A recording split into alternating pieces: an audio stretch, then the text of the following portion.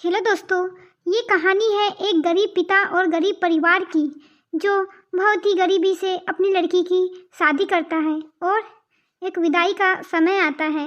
सब लोगों की आंखें नम रहती है और बच्ची पिता से लिपट कर रो रही होती है। अब देखिए आगे।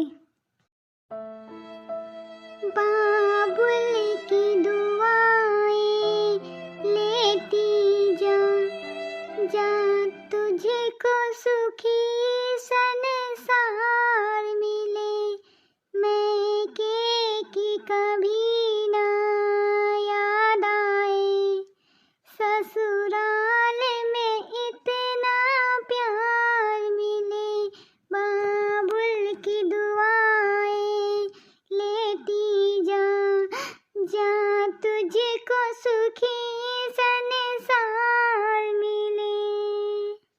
दूल्हा अविनाश अपने खास मित्र विकास से बात कर रहा होता है। यार अविनाश, सबसे पहले घर पहुंच के किसी होटल में जाकर खाना खाएंगे बढ़िया सा।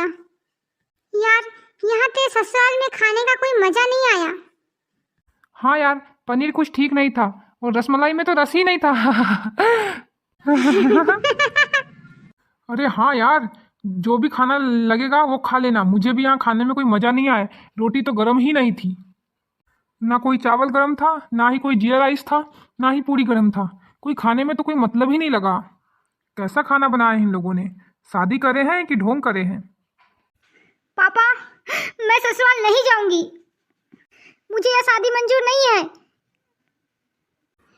नेहा के ये शब्द सुनते ही लोग सोचने लगे कि नेहा को क्या हो गया, और नेहा के ससुराल वालों पर तो जैसे पहाड़ टूट पड़ा। मामला क्या था यह किसी को समझ नहीं आ रहा था, और अविनाश पे तो जैसे कुछ पहाड़ टूट गया और उसकी दुनिया लूट रही थी।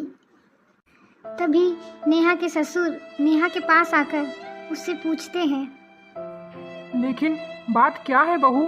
शादी हो गई है, विदाई का समय है, अचानक क्या हुआ कि तुम शादी को नामंजूर कर रही हो? बाबूजी, मेरे माता पिता ने अपने सपने को मारकर हम बहनों को पढ़ाया लिखाया व काबिल बनाया। आप जानते हैं एक बाप के लिए बेटी क्या मायने रखती है?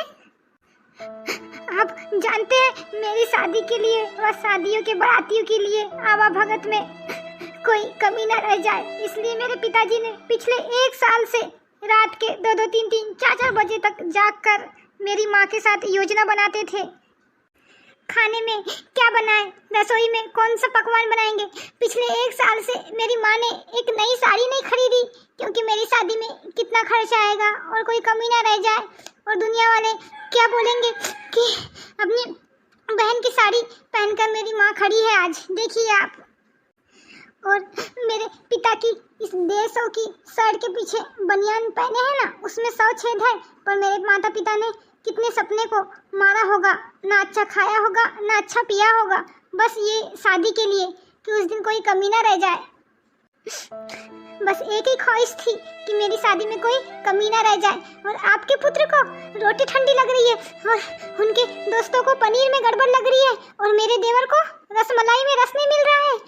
इनका खिलखिलाकर हंसना मेरे पिता के अभिमान को ठेस नहीं पहुंचाने के समान है।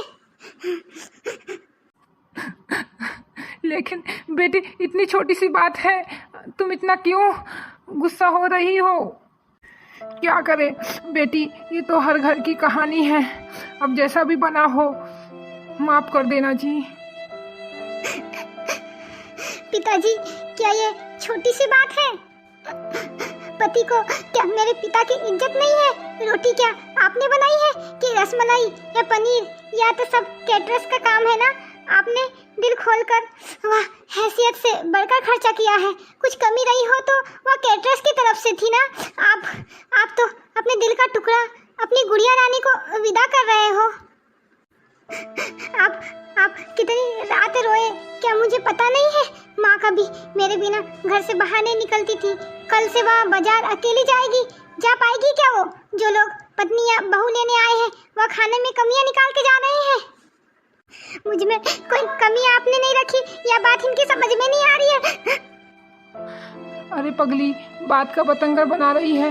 मुझे तुझ पे गर्व है बेटी कि तू मेरी बेटी है, लेकिन बेटा इन्हें माफ़ कर दे, तुझे मेरी कसम है। शांत हो जा बेटी, शांत हो जा। ससुर जी, हो सके तो मुझे माफ़ कर दो, मुझसे बहुत बड़ी गलती हो गई है। मैं तो बहू लेने आया था, लेकिन ईश्वर बहुत कृपालु है, उसने मुझे बेटी दे दी, बेटी, और बेटी की अहमियत भी समझा दी। मुझे ईश्वर ने बेटी नहीं दी है, शायद इसलिए कि तेरे जैसी बेटी मेरे नसीब में थी। अब बेटी, इन नालायक को माफ़ कर दे, मैं हाथ जोड़ता हूँ तेरे सामने। नहीं नहीं ससुर जी, ऐसा मत कहिए। नेहा अब राजी खुशी अपने ससुराल रवाना हो गई थी।